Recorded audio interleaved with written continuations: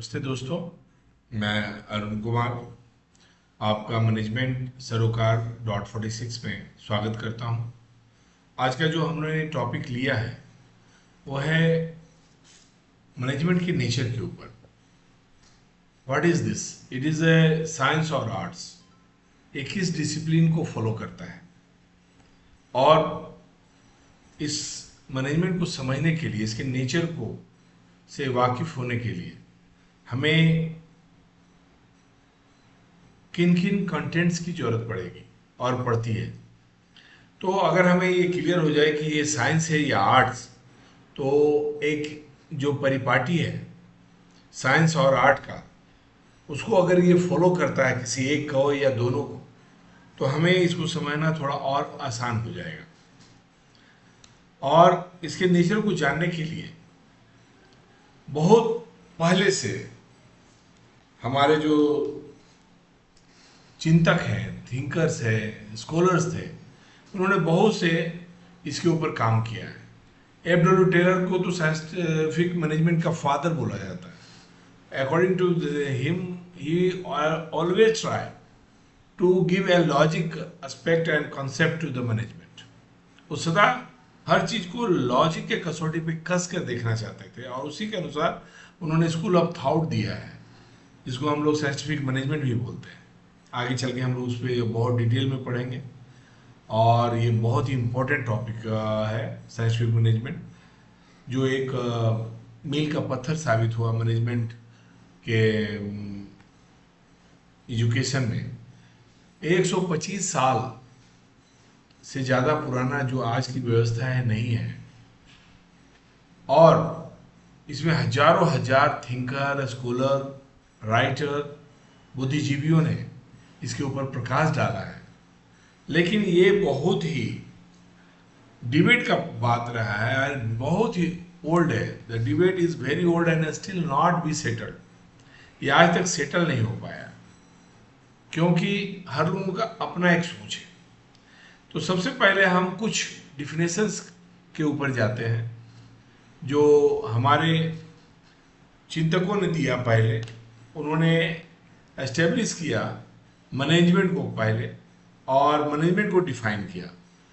जब उन्होंने मैनेजमेंट को डिफाइन किया तो उसमें उन्होंने क्या बोला, क्या बताया? According to F.W. टेलर, इनके अनुसार art of knowing what you want to do and then seeing with that, it is done the best and cheapest way. It is a one type of the art.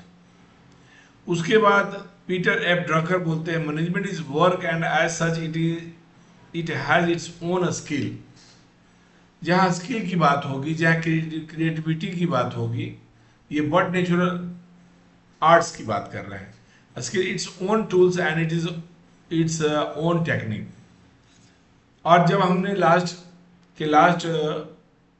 Session में हमने देखा था, management is the art can be defined as a art which process is done by, through or done by other peoples। तो यहाँ भी process and art की बात हो रही है। प्रोसेस, और जब आर्ट की बात होगी या सिर्फ प्रोसेस की बात हम करें तब पर भी ये आर्ट्स की तरफ इशारा करता है। हम आर्ट बोल रहे हैं, ART आर्ट, आर्ट्स नहीं। आर्ट एक सब्जेक्ट है, एक डिसिप्लिन है। आर्ट मीन्स जैसे मोनालिसा का painting, that is the art. तीर धनुष चलाना एक आर्ट है। हम एक अच्छे स्विमर हैं, तैराकी जानते हैं, तैराकी जानना एक आर्ट है। उसी तरह मैनेजमेंट एक आर्ट है या नहीं, या साइंस तो नहीं है। ये जानने के लिए सबसे पहले हम मैनेजमेंट के कंटेंट्स को समझेंगे।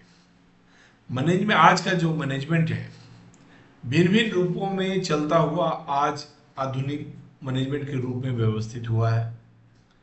इसमें पहले जितने भी स्कॉलर थे उन्होंने इसको आर्ट के रूप में लिया, क्योंकि ये मैनेज करना होता था, ये बंदोबस्ती का एक आधार था। उस वक्त जब ये स्कॉलर लोग ने अपना बुक लिखना शुरू किया तो धीरे धीरे ये मैनेजमेंट एक डिसिप्लिन के रूप में आकार लेना शुरू किया। पहले का जो मैनेजमेंट था वो क्लासिकल मैनेजमेंट था, उसके बाद नियो मैनेजमेंट आया, एंड लास्ट में modern management, thought of school का मॉडर्न मैनेजमेंट आया जो लेटेस्ट है। तो जैसे जैसे वक्त गुजरा, हमारा नॉलेज का विस्तार हुआ, हम ह्यूमन बींग्स और ऑर्गेनाइजेशन के कैरेक्टरिस्टिक को समझना शुरू किए, आदमी और मशीन के बीच का व्यवहार और तुलनात्मक अध्ययन करने में सक्षम होने लगे। एक ग्रुप में जब एक इंडिविजुअल जाता है तो उसका क्या बिहेवियर होता है वो समझना शुरू किए, तब हमारे पास एक सिस्टमेटिक थ्योरेटिकल एक ट्रेजर के रूप में कुछ बुक्स, कुछ नहीं बहुत से सारे बुक्स हमें उपलब्ध हुए, लिटरेचर उपलब्ध हुए, और हम इसको और विस्तार से समझने और इसका के ऊपर डिबेट करने के में सक्षम हो पाए। सबसे पहले हम मैनेजमेंट को साइंस के कसौटी पे कसेंगे और देखेंगे कि क्या बोलता है। जैसा कि हम लोग सभी जानते हैं, साइंस लॉजिकली प्रूवन होना चाहिए। साइंस से रिलेटेड कुछ भी होगा तो लॉजिकली, एंड उसको हम बोल सकते हैं कि वो लॉजिकली 100% साबित किया हुआ हो। तो साइंस का अगर डिफिनेशन देखें, मैं यहाँ नहीं लिखा हूँ, science is the knowledge which is acquired on the basis of observation and experiment and verification of this knowledge, और इसके जो नॉलेज है उसका वेरिफिकेशन पॉसिबल हो पाए। तो ये पहले तो सिस्टमेटिक बॉडी ऑफ नॉलेज है, एक सही मायने में व्यवस्थित रूप से और बहुत सालों की निरंतर मेहनत के बाद कुछ चीजें जो हासिल हुआ उसको सही ढंग से रखा गया है, उसको व्यक्त किया गया है, उसको किताबों में, उसको लिटरेचर के रूप में उसको उतारा गया है, इसे हम साइंस कहते हैं। मैनेजमेंट भी 125 साल पुराना, 130 साल पुराना है। मैंने जैसा कि पहले भी बोला, पहले क्लासिकल स्कूल ऑफ थॉट आया, उसके बाद new classical school of thoughts आए, फिर modern management school of thoughts आए। मतलब इसमें बहुत सारे काम हुए और इनका जो काम हुआ उसका रिकॉर्ड हमारे पास है। मतलब सिस्टमेटिक बॉडी ऑफ नॉलेज है हमारे पास। तो यहाँ तो मैनेजमेंट साइंस जैसा ही लगता है, साइंस के अनुसार ही चलता हुआ दिखता है। उसके बाद आता है, साइंस में बोला जाता है principle established after thorough experiments. अगर न्यूटन ने 3 नियम दिए और न्यूटन के मोमेंट ऑफ इनर्शिया का भी लॉ है, तो उसको बार बार टेस्ट किया गया, चेक किया गया, भिन्न डायमेंशन में उसको यूज किया गया, और ये तब एस्टेब्लिश हुआ कि ओके, पृथ्वी हर चीज को अपनी ओर खींचती है। उसी तरह न्यूटन के जो लॉ थे 3, वो सभी प्रूवन हुए और तब उसका एस्टेब्लिशमेंट हुआ। उसी तरह मैनेजमेंट का भी होता है। जैसे मैनेजमेंट का कोई भी डिमांड एंड सप्लाई का ही हम ले लें, जब डिमांड सप्लाई बढ़ेगा और डिमांड भी बढ़ा रहेगा तो रेट, प्राइस उस प्रोडक्ट का बढ़ जाएगा। अगर हम अपने कलीग्स को, सबऑर्डिनेट्स को अवॉर्डेड करते हैं उनके अच्छे कामों के लिए, उनके टारगेट अचीवमेंट को, तो बट नेचर हमारा वर्क और ज़्यादा इन्हांस होगा और ज़्यादा बढ़ेगा, मैग्नीट्यूड में भी और क्वालिटी में भी। तो उस तरह से देखें। तीसरा है साइंस का जो वो है यूनिवर्सली एक्सेप्टेंस होना चाहिए। न्यूटन का 3rd लॉ अमेरिका में भी उसी तरह एक्सेप्ट किया जाता है जैसे इंडिया में और बिहार में, पटना में, नालंदा में किया जाता है। बट मैनेजमेंट के साथ यहाँ पे थोड़ा सा ट्विस्ट है। Management is a study of human beings, it's nature, its behavior in organization or individually, its needs, and human being का नेचर, बिहेवियर जियोग्राफिकली भी चेंज हो सकता है, टाइम के साथ भी चेंज हो सकता है, सीजन के साथ भी चेंज हो सकता है, और डिफरेंट डिफरेंट अपने सबऑर्डिनेट एंड कलीग और बॉसेस के साथ उनका डिफरेंट हो सकता है। That means nature of the management we can't say it is a universally accepted. अगर एक जगह हमें अवार्ड करने से हमारा जो वर्क है, असाइनमेंट है, वो क्वालिटी और क्वांटिटी दोनों में बढ़ता है, तो हो सके अमेरिका में इट इज नॉट पॉसिबल, क्योंकि वहां के जो सोशल अवेयरनेस है वो बहुत ज्यादा डेवलप है। They are working in hours, they are living on leave or getting holiday 2 days in a week. That is not still possible in India. उसमें ही कितना मारामारी हो रहा है। तो तीन जो हमने कसौटी के लिए तीन जो फैक्टर्स रखे थे, उसमें जो लास्ट का यूनिवर्सली एक्सेप्टेंस का बात है, उस कमोबेश तो मैच कर सकता है, लेकिन 100% नहीं मैच करेगा। और जो चीज 100% लॉजिकली प्रूवन नहीं किया जा सकता उसे हम साइंस में नहीं रख सकते। बट इसका 90% करेक्टरिस्टिक नेचर ऑफ मैनेजमेंट से मिलता है। इसलिए, और ये चूंकि सोशल बिहेवियर के ऊपर इफेक्टेड है, तो हमें इसको सोशल मैनेजमेंट साइंस भी बोलते हैं। अब आते हैं आर्ट्स। जैसा हम लोग सभी जानते हैं, theoretically and practically body of knowledge को ही आर्ट्स कहते हैं। जो हम अपने बार बार प्रयास से जो चीज साधना करते हैं, सपोज हम एक गुलाब का फूल बनाने की कोशिश कर रहे हैं, अगर हम पहली बार कोशिश करेंगे तो उसका आकार भी ना हो सके प्राप्त कर पाए। 1000 बार करेंगे हम उसके पंखुड़ियों के ढांचा का बहुत ही बारीक विवरण के साथ हम उस चित्र को बना पाएंगे।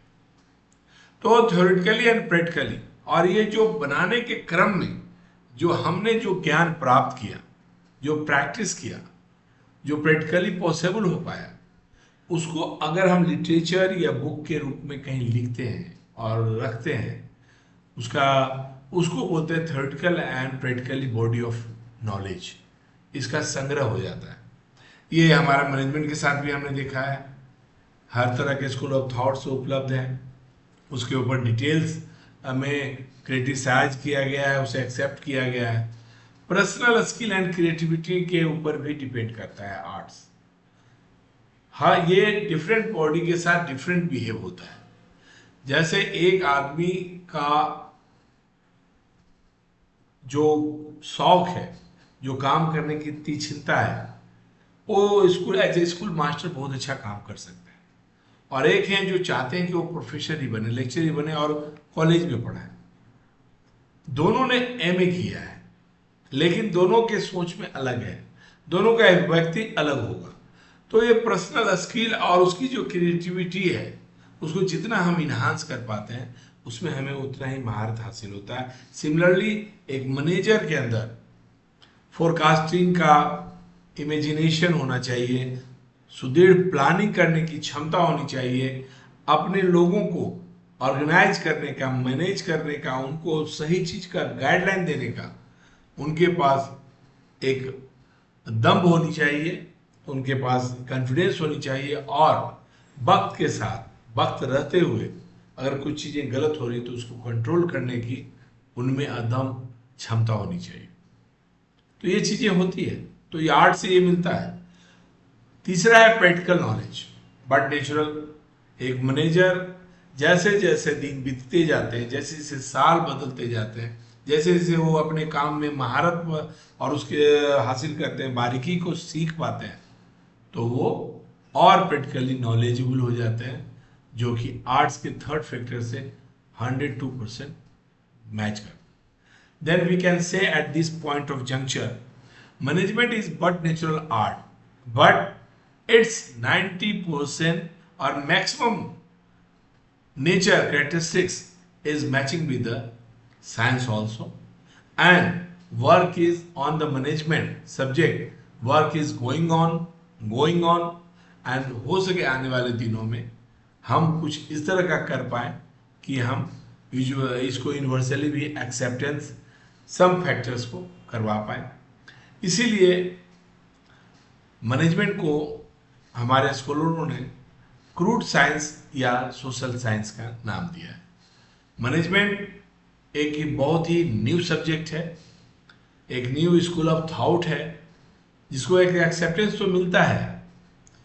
इसको अलग ढंग से हमारे कॉलेजों में, यूनिवर्सिटियों में पढ़ाने का और इसके द्वारा अपने जीवन यापन करने का सुविधाएं तो मिलती है, लेकिन अभी भी ये थोड़ा इनमेच्योर हम बोल सकते हैं सब्जेक्ट है, जो कि वक्त के साथ और ही ज़्यादा मेच्योरिटी की ओर बढ़ रहा है। इसके ऊपर हर रोज नए नए काम हो रहे हैं।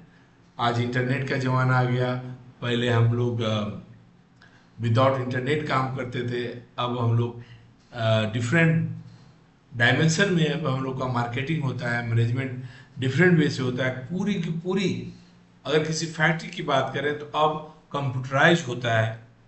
कंप्यूटराइज होने से क्या होता है कि जो इन्वायरमेंट है वो कंट्रोल हो जाता है। उस कंट्रोल इन्वायरमेंट का हो सके, अगर सेम पैरामीटर हम इंडिया में भी रखें, अमेरिका में भी रखें, तो रिजल्ट एक जैसा है। जैसे कि बहुत सी चीज़ों की टेस्टिंग में इंटरनेशनल पैरामीटर फिक्स किए गए हैं। उससे क्या होता है कि पर्टिकुलरली उस प्रोडक्ट का उस इन्वायरमेंट में सेम रिजल्ट आता है। तो आने वाले दिनों में we are very hopeful, management is also get develop time to time with the time, and nowadays but we are saying it management is crude or social science. Thank you, thanks to be being with me, and मैं एक request करूँगा कि आप हमारे इस topic के ऊपर अपना कमेंट दें, ताकि मैं और भी ज़्यादा अपने कंटेंट्स को इनरीच कर पाऊँ और आपके ज़रूरतों के हिसाब से कंटेंट्स पहुंचा पाऊँ। धन्यवाद।